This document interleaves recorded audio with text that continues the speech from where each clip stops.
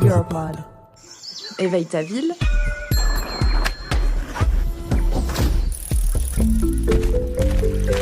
Le podcast des initiatives écologiques et sociales des territoires en transition.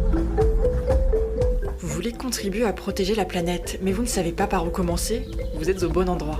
Je m'appelle Hildegarde. Et moi, c'est Kelly. Nous sommes journalistes et pendant 5 mois, on a parcouru l'Europe en transport en commun. Notre objectif ? Documenter des solutions concrètes pour faire face aux crises écologiques et sociales et leur permettre de traverser les frontières.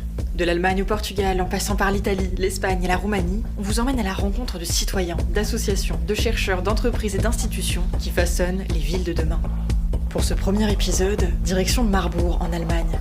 Vous y découvrirez comment 2 étudiants ont créé un mouvement d'ampleur pour préserver l'une de nos ressources les plus précieuses, l'eau.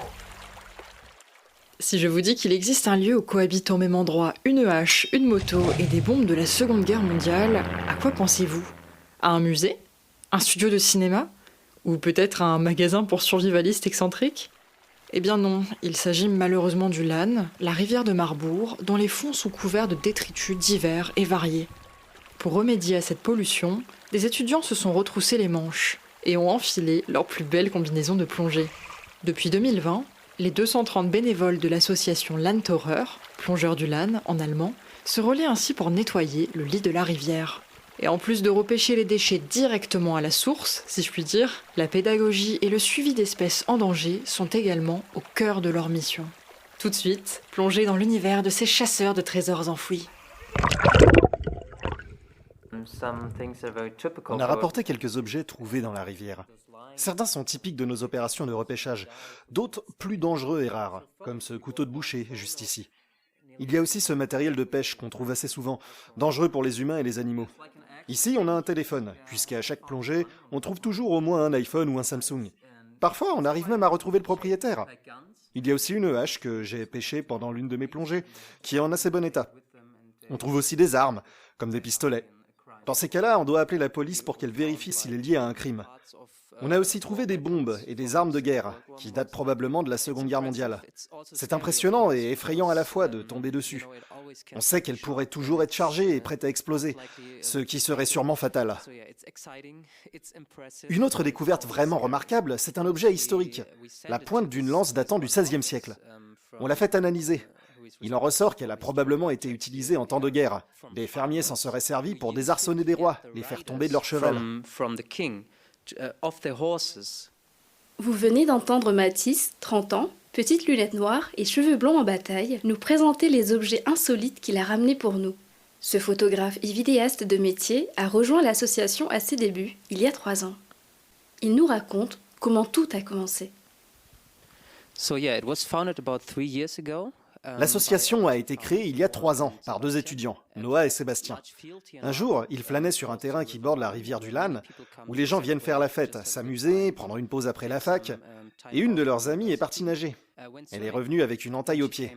Elle avait marché sur un morceau de verre brisé, issu d'une bouteille de bière, probablement jetée à l'eau. Sébastien et Noah se sont alors demandé s'il n'y avait pas beaucoup plus de déchets à découvrir. Leur plan initial consistait simplement à nettoyer cette zone, mais ils ont trouvé tellement d'objets improbables, comme une perceuse, qu'ils ont décidé de continuer. C'est comme ça qu'est né Landtaucher, pour dénoncer une situation inacceptable et se mobiliser pour l'améliorer.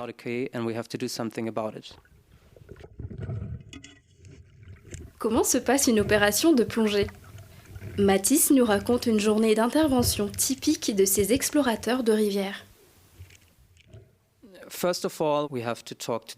On doit informer la ville qu'on souhaite organiser une opération de plongée, pour obtenir l'autorisation du conseil municipal et d'au moins 2 autres autorités.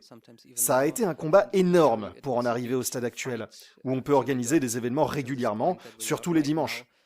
Une fois les autorisations obtenues, on vérifie la disponibilité des équipes, on s'assure qu'on aura assez de plongeurs, de personnes sur les bateaux et à terre.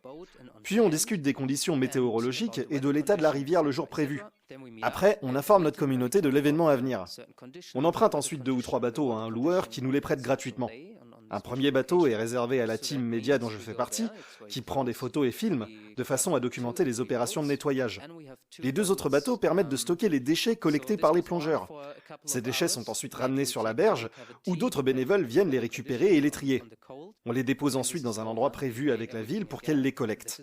En général, à chaque opération, on repêche au minimum 200 kilos et jusqu'à 1 tonne de déchets.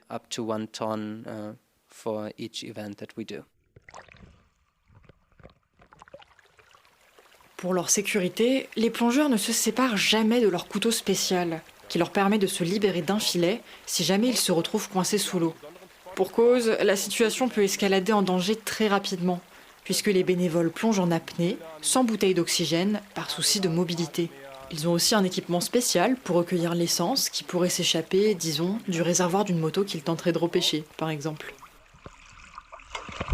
Mais l'association va aussi plus loin que la chasse aux objets immergés.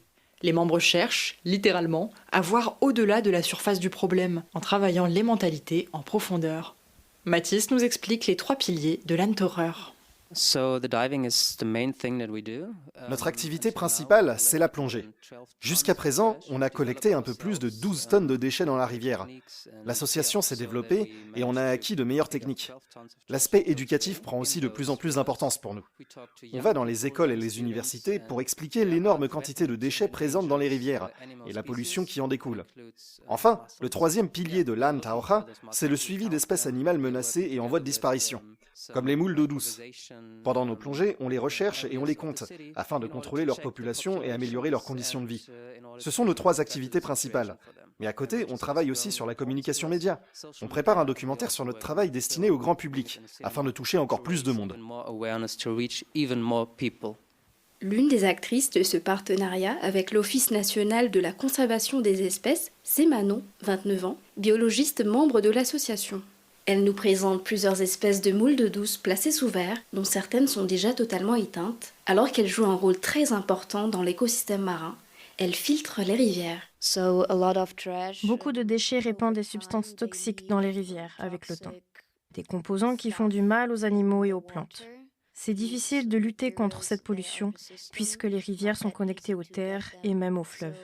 Quand on pense à la pollution des eaux, on imagine tout le plastique jeté dans la mer, mais on oublie souvent le rôle des rivières en amont dans cette pollution. Pour le moment, l'association a nettoyé 3400 mètres de rivière au peigne fin. Mais que deviennent ces objets une fois collectés ? Eh bien, la mairie les envoie au recyclage ou les réutilise. Par exemple, dans le cas des panneaux de signalisation qui ont été arrachés et jetés dans l'eau. Pour une raison que tout le monde peine d'ailleurs à expliquer. Et la mairie n'est pas la seule à récupérer ces objets. C'est avec l'une de ses précédentes trouvailles sous-marines que Mathis a pédalé jusqu'à notre rendez-vous. Mon vélo vient de la rivière Lann. C'est aussi une histoire amusante. D'habitude, quand on trouve un vélo, il faut appeler la police pour qu'ils puissent vérifier s'il est volé ou non. Mais comme à chaque fois qu'on plonge, on trouve au moins 4 ou 5 vélos, la police n'en peut plus. Elle nous dit « ça suffit, arrêtez s'il vous plaît !» L'un des vélos qu'on a repêché était encore intact, et comme il n'appartenait à personne, je l'ai gardé. Je ne sais pas vous, mais petite, j'étais fascinée par le mythe de l'Atlantide. Les histoires de civilisations englouties, de trésors cachés dans les abysses, ça me passionnait. Aujourd'hui, c'est un peu la désillusion. Je suis devenue journaliste, pas archéologue ou biologiste des fonds marins, et je me rends compte que si une civilisation secrète existe sous la surface, c'est surtout le peuple des déchets qui jonche tous les axes fluviaux. Le constat est peu réjouissant, mais l'Antaurer parvient à raviver un petit émerveillement, tout en faisant de la pédagogie. Ils organisent par exemple des expositions de leurs trouvailles les plus insolites, ou font appel à des artistes locaux pour transformer les déchets en messages puissants. C'est ce qu'a fait Ehsan Sharifar, un artiste iranien qui a agrégé les déchets récupérés par l'association pour en faire un poisson géant. J'avais envie de faire une œuvre d'art à partir des déchets extraits de la rivière par l'Antaurer. Mon objectif, c'était d'exprimer un nombre de détritus, disons 1 tonne, en une image. Comme les chiffres nous semblent souvent abstraits, je voulais créer une représentation qui resterait gravée dans l'esprit du spectateur. Quelque chose qui matérialiserait la pollution de cette rivière, la souffrance des animaux. Quelque chose qui signifierait « voici ce qu'il y a à l'intérieur de la rivière, voici à quoi elle ressemble vraiment ». Autre projet artistique original, mené par Manon cette fois, l'association prépare une pièce en partenariat avec le Théâtre de Marbourg. Le concept, imaginer les histoires des objets trouvés dans la rivière avant qu'ils n'y atterrissent. Et c'est loin d'être la seule ambition de l'association pour le futur. Nous avons un grand projet, presque un rêve, appelé Rewild Rivers. La plupart des rivières sont construites comme des canaux. Elles sont pensées pour l'usage humain, pour qu'un bateau puisse y naviguer. Mais naturellement, les rivières devraient être en forme de courbe, avec des plantes sur les berges. Des plantes importantes pour les animaux et l'écosystème en général, par exemple parce qu'elles filtrent l'eau. L'objectif du projet, ce serait de créer des endroits le long et à l'intérieur de la rivière qui suivraient le cours naturel de l'eau. L'introduction de nouvelles espèces sera un élément important, car c'est bien connu, toutes les espèces sont interconnectées. Elles ont besoin les unes des autres pour survivre, en particulier les moules. Tout d'abord, l'essentiel, c'est de faire cesser la pollution. L'idée, ce serait de prendre des mesures de la qualité de l'eau et d'identifier les sources de pollution. Ensuite, on construirait des habitats et des structures où les animaux et les plantes pourraient vivre, manger et se nourrir.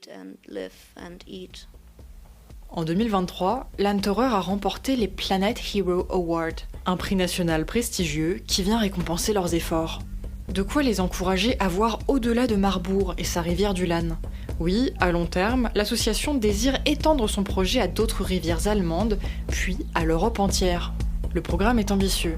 Mais après tout, ne dit-on pas que ce sont les petits ruisseaux qui font les grandes rivières ? C'est déjà la fin d'Éveille ta ville. Dans cet épisode, vous avez découvert des jeunes qui se sont associés pour nettoyer leurs rivières locales et comment le mouvement qu'ils ont impulsé pourrait bien avoir un impact à l'échelle internationale. Dans le prochain épisode, on vous montrera comment une monnaie alternative peut impacter positivement le commerce éthique et l'environnement. En attendant, abonnez-vous pour ne manquer aucun épisode. Et si celui-ci vous a plu, je vous invite à laisser 5 étoiles sur votre plateforme d'écoute préférée. Vous pouvez aussi le recommander à vos proches qui cherchent comment agir pour la planète et la société. À lundi prochain dans Éveille ta ville, le podcast des initiatives écologiques et sociales des territoires en transition.